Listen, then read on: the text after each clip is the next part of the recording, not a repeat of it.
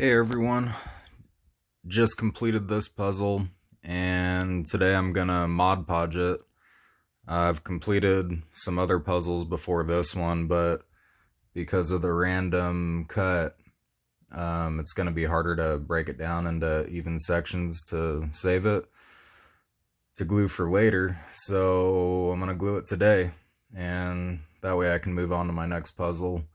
So the first thing I did was I took some wax paper and I had to use multiple pieces, but here you can see I overlapped it by just a little bit, just to keep the floor clean.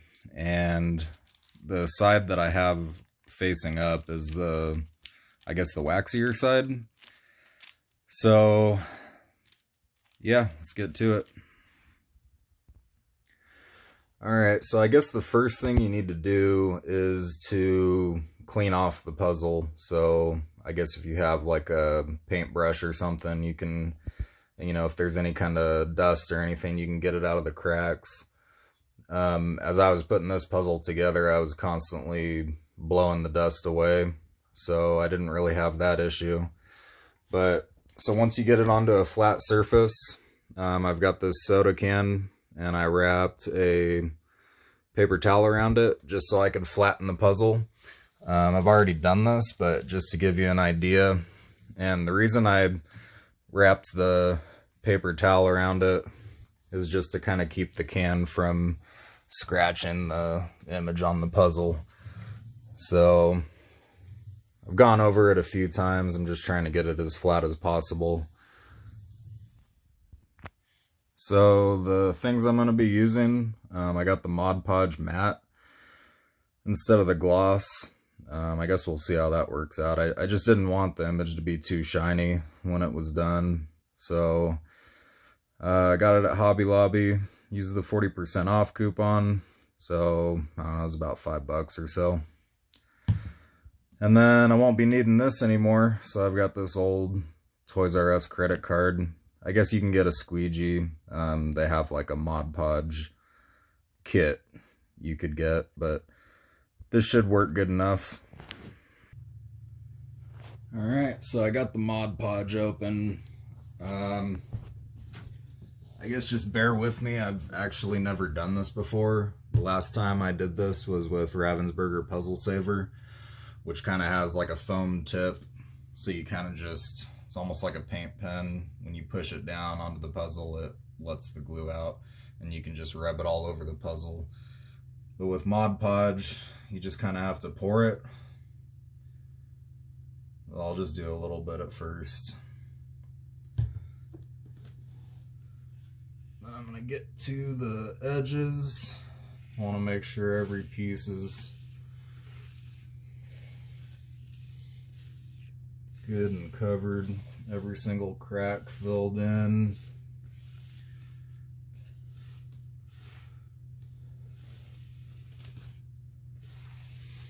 So it's gonna go on white and look really bad at first. You could also use a paintbrush or a foam brush, but it'll dry clear. I mean, it's nice that it's white because then it shows you everything that you've actually glued.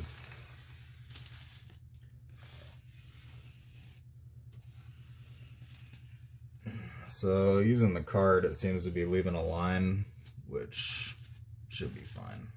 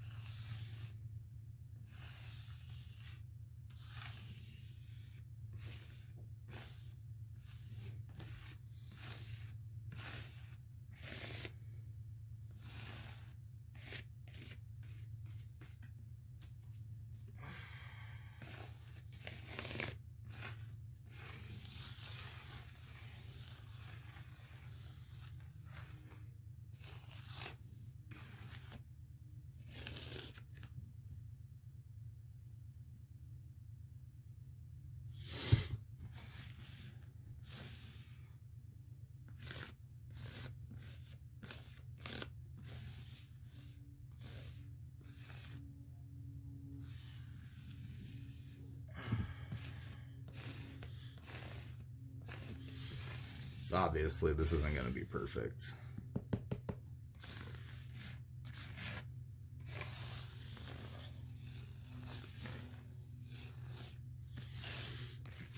Once I get it all on, I'm going to try and clean it up a little bit.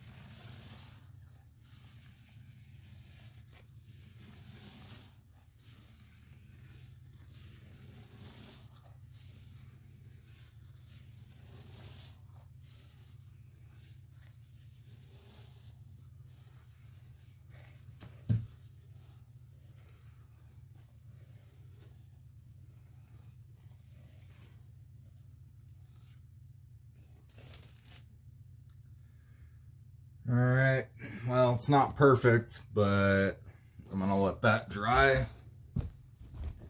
20 to 30 minutes, it says. So this is kind of what it looks like. I'm gonna do the back, and then I'm gonna do another coat on the front. Kind of looks like I missed it there, but there is glue in the crack, so second coat should do it. So hopefully it turns out all right. I guess we'll see.